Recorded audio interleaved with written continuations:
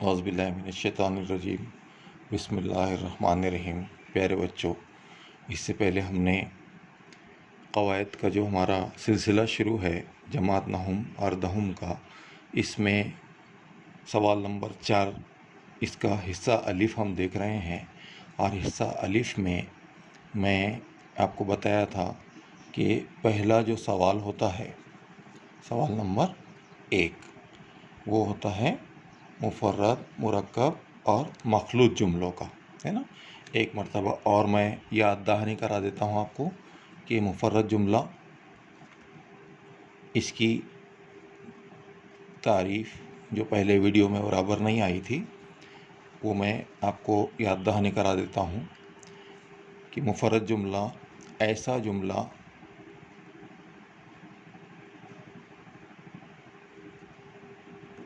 جس میں ایک فعل ہو، یعنی ایک کام ہو، اور وہ اپنے معنی مکمل ادا کرتا ہو، یعنی کام تو بتایا جا رہا ہو لیکن معنی بھی مکمل ادا ہو رہے ہوں، اسے مفرد جملہ کہتے ہیں۔ یہ ہو گئی مفرد جملے کی تعریف، ہے نا۔ ایک فعل بتایا جا رہا ہو، کام، یا ایک خبر دی جا رہی ہو، اسے ہم مفرد جملہ کہتے ہیں۔ ہم نے اس کی مثال لکھے تھے، عالیہ کتاب پڑھ رہی تھی، ہے نا۔ یہ ہو گیا مفرد جملہ کہ بھئی اس کے اندر ہم نے ایک مثال دے دیے، عالیہ کتاب پڑھ رہی تھی، اب معنی بھی ادا ہو گئے اور جملہ بھی مکمل ہو گیا، ہے نا۔ دوسری مثال میں نے دیا تھا آپ کو، میں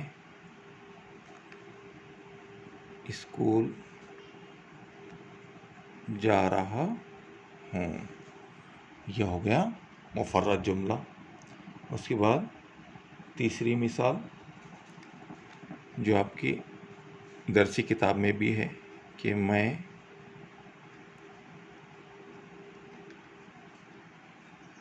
تم میں سے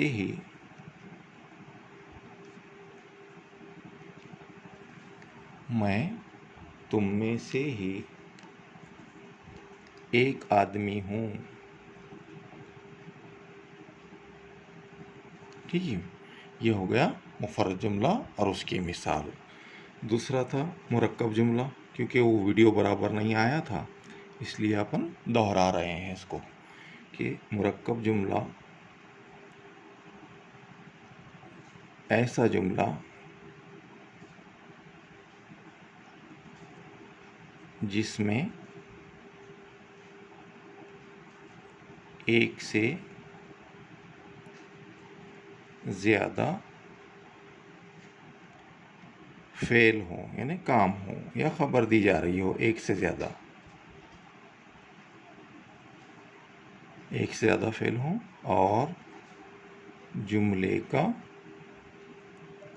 ہر فقرہ یعنی حصہ اپنے معنی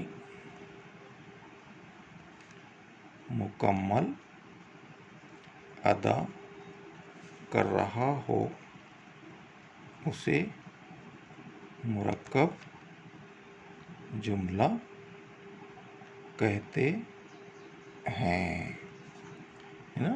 یعنی یوں سمجھیے آپ کہ دو مفرد جملوں کو اگر جوڑ دیا جائے تو ایک مرکب جملہ بن جاتا ہے، کیونکہ یہ بھی اپنے معنی مکمل ادا کرتے ہیں، ہاں۔ اور دوسری بات کہ اس میں جو فقرے ہیں، یعنی ایک حصہ ہے، جیسا میں اسکول جا رہا ہوں، ایک فقرہ، عالیہ کتاب پڑھ رہی تھی دوسرا فقرہ، اس کو اور سے اگر جوڑ دیا ہم نے تو یہ مرکب جملہ بن جاتا ہے۔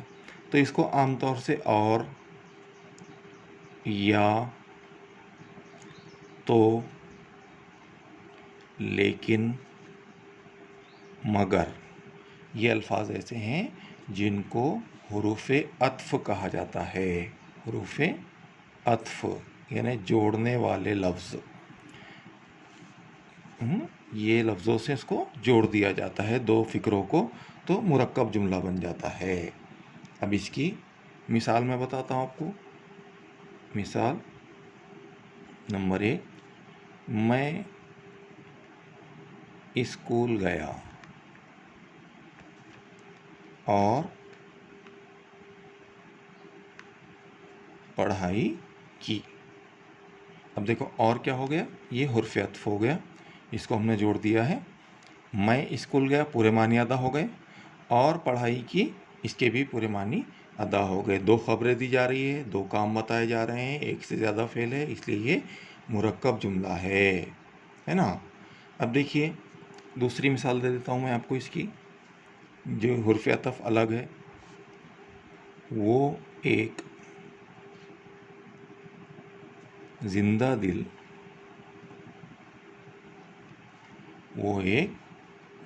دل انسان تھے. پورے معنی ادا ہو گئے ہے نا. اب اس کو جوڑ رہے ہیں ہم حرف عطف سے. مگر یہ عہد شباب یعنی جوانی کا زمانہ کی باتیں ہیں. یہ دو مثال ہم مرکب جملے کے لے لیتے ہیں. ٹھیک ہے. اب اس کے بعد میں مخلوط جملہ ہے. یہ ویڈیو برابر نہیں آیا اس لیے یہ دہرا رہا ہوں میں. اب اس کی تعریف کہ ایسا جملوں کی اقسام پڑھ رہے ہیں نا, جس میں ایک سے زیادہ فعل ہوں. ٹھیک ہے. ایسا جملہ جس میں ایک سے زیادہ فعل ہوں, مگر جملے کا پہلا فقرہ اپنے معنی ادا کرنے کے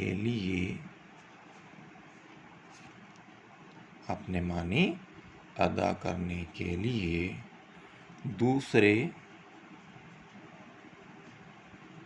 فقرے کا محتاج ہو. مطلب جب تک اس کے اندر جملے کا اگلا حصہ پڑھا نہیں جائے گا تب تک پہلے کے معنی ادا نہیں ہوں گے. ایسے جملے کو ہم مخلوط جملہ کہتے ہیں ہے نا. جیسا میں مثال بتاتا ہوں اس کی. جیسی تمہاری بیٹی ہے نا. اب جیسی میں یہ ہو جاتا کہ ابھی معنی مکمل نہیں ہو رہے کہ بھی کیا بات ہے. جیسی تمہاری بیٹی اب مکمل ہوں گے جب تک اگلا نہ پڑھا جائے. ویسی میری بیٹی یہ مخلوط جملہ ہے نا. عام طور سے جیسے ہی, جوں ہی, جب کہ ہے نا, ایسے الفاظ آئے تو سمجھ جانا کہ ایسا جملہ مخلوط جملہ ہوگا. کیوں؟ کیونکہ جب تک اگلا جملہ پڑھا نہیں جائے گا تب تک پہلے کے معنی ادا نہیں ہوں گے ہے نا. جیسا دوسری مثال میں سمجھ میں آئے گا آپ کی. جب تجھے دیکھتی ہوں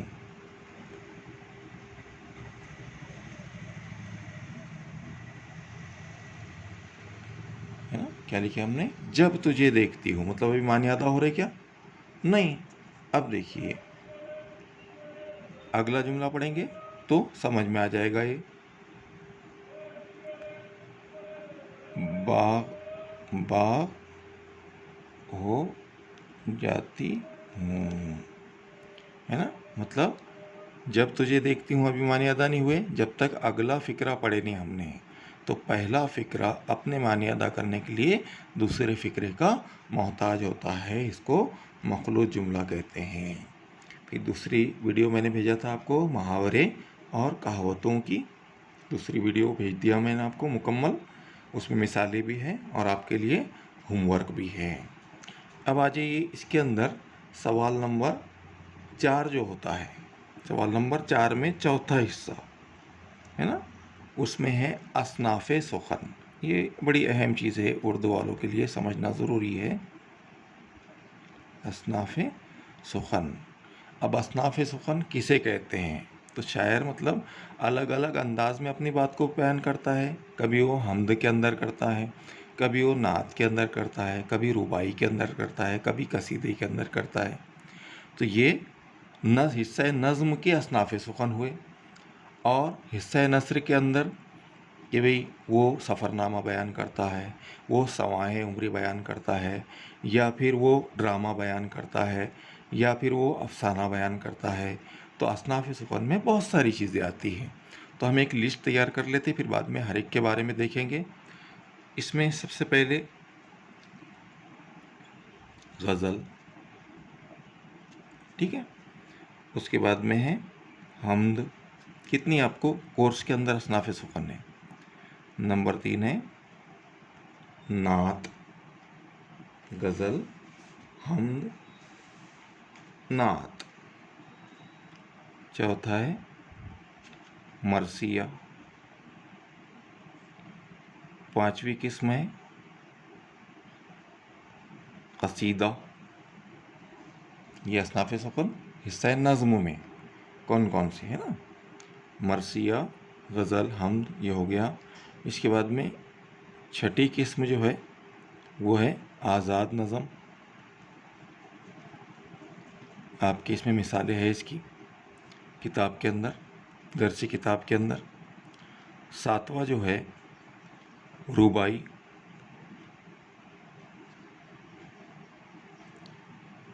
آٹھواں جو ہے مثنوی۔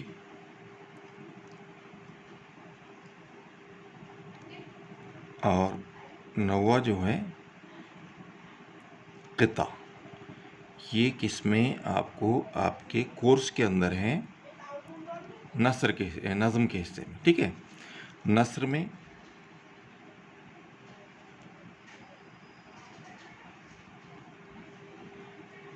میں آپ کو پوچھتا ہے وہ ڈرامہ،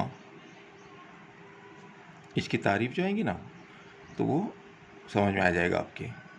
دوسرا ہے افسانہ۔ تیسرا ہے سوانح عمری، اور چوتھا ہے ڈرامہ، افسانہ، سوانح عمری،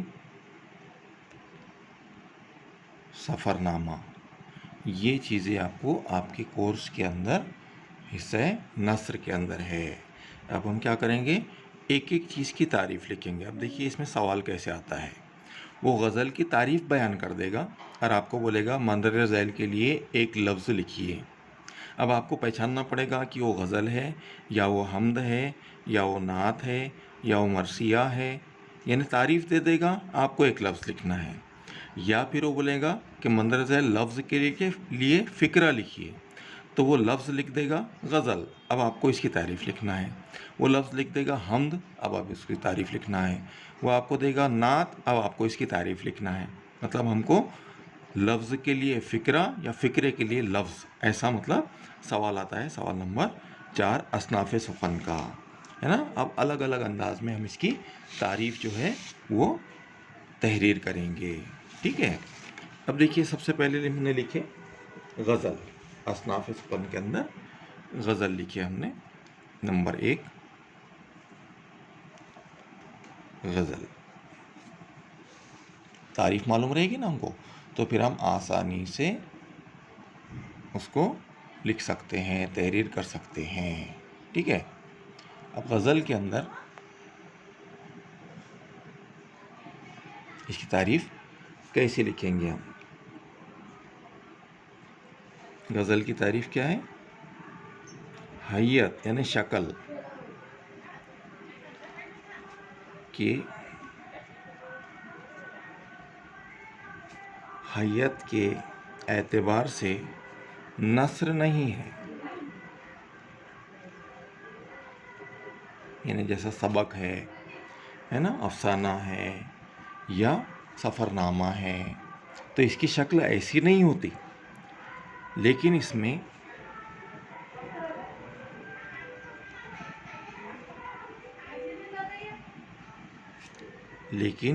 میں تمام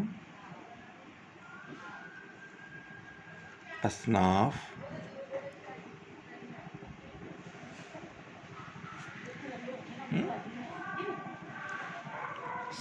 اس میں یہ غزل کی نہیں ہے، بلکہ یہ ہم نظم کی تعریف لکھ رہے ہیں. دھیان میں رکھو آپ کہ نظم کسے کہتے ہیں،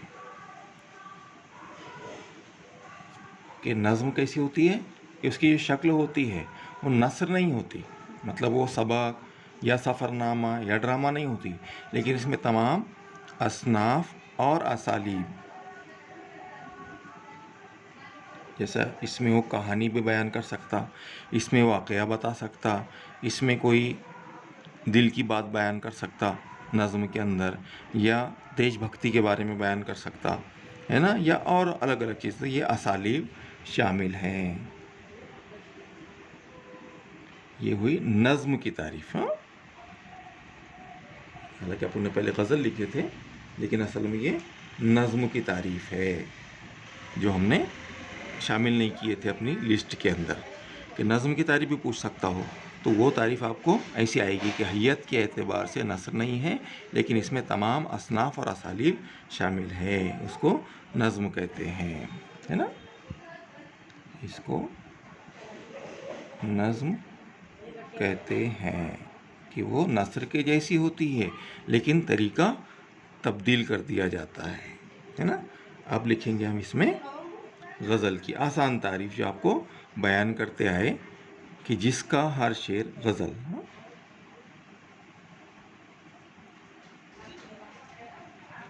جس کا ہر شعر مطلب کے لحاظ سے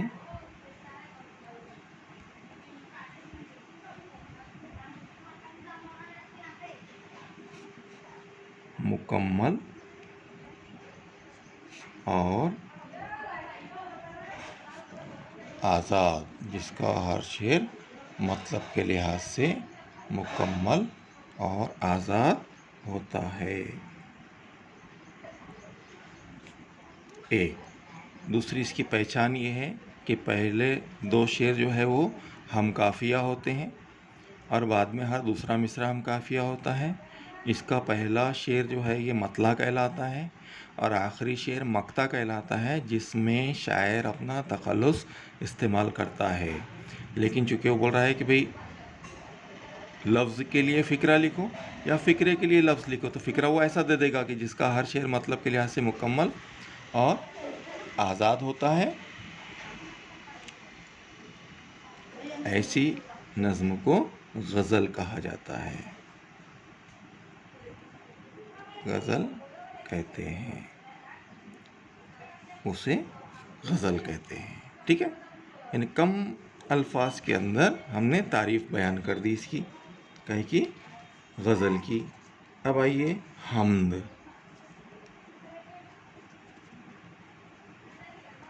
ایسی نظم جس میں اللہ تعالیٰ کی تعریف، ایسی نظم جس میں اللہ تعالیٰ کی تعریف و توصیف بیان کی جائے،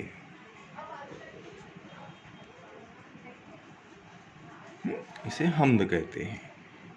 چوتھا ہے نعت. اب نعت عام طور سے آپ کو معلوم ہی ہے کہ نعت کسے کہتے ہیں، لیکن اس کے باوجود ہم کو اس کی تعریف لکھنا پڑے گی. حضور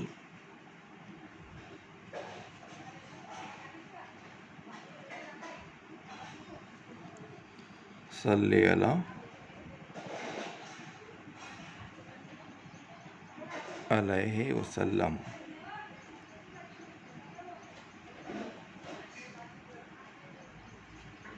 کی تعریف و توصیف میں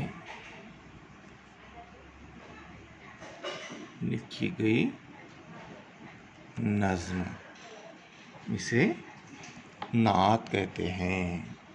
ٹھیک ہے، اب اگلا جو ہم نے لکھے تھے مرثیہ، 5 مرثیہ ہے نا۔ مرثیے 2 قسم کے ہوتے ہیں،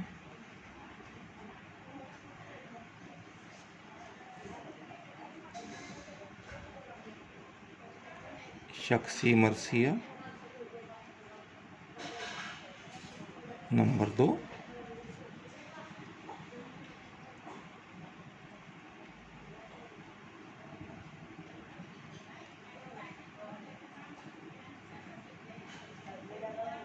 کربلائی مرثیہ۔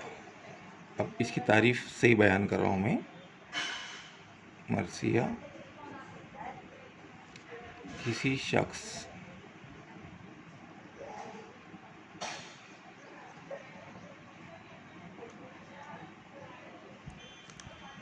کے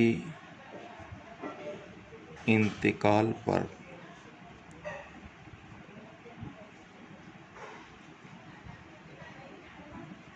اس کی یاد میں، کسی شخص کے انتقال پر اس کی یاد میں کہی گئی نظم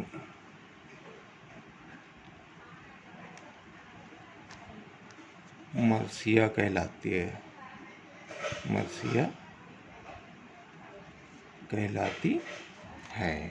اب اوپر نے لکھے کہ مرثیے 2 قسم کے ہوتے ہیں، تو اگر کسی خاص شخص کے بارے میں لکھ رہے ہیں، کسی خاص، یہ سمجھنے کے لیے تعریف یہ ہے اس کی، ہاں، لیکن آپ کو سمجھنے کے لیے کہ کسی خاص شخص کے مرنے پر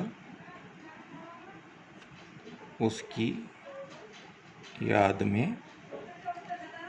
کہی گئی نظم شخصی مرثیہ کہلاتی ہے۔ اور نمبر 2 میں نے آپ کو بتایا کربلائی مرثیہ، کربلا کے واقعات نظم میں بیان کیے جاتے ہیں، اسے کربلائی مرثیہ کہتے ہیں۔ ابھی ہم نے صرف اس میں سے 10 میں سے صرف 5 چیزوں کا دیکھے ہیں۔ یہ آپ کو تحریر کرنا ہے، اور تحریر کرے بعد میں اس کے فوٹو جو ہے مجھے روانہ کرنا ہے۔ کوئی چیز اگر سمجھ میں نہ آئے تو آپ سوال کر کے پوچھ سکتے ہیں، لیکن آپ کو یہ یاد کرنا ہے۔ آپ کو 11-12 میں بھی یہ کام میں آئے گا، 9 سے لے کر تو 11-12 تک، بلکہ آگے کی کلاسز میں اگر اردو ہے آپ کو تو یہ تمام چیزیں آپ کو یاد کر لینی چاہیے۔ ٹھیک ہے، یہ تمام چیزیں مفرد مرکب مخلوط جو میں نے بتایا وہ بھی لکھنا ہے آپ کو، اور یہ بھی تمام تحریر کر کے آپ اس کے فوٹو مجھے روانہ کریں گے۔ ٹھیک ہے، السلام علیکم ورحمۃ اللہ وبرکاتہ۔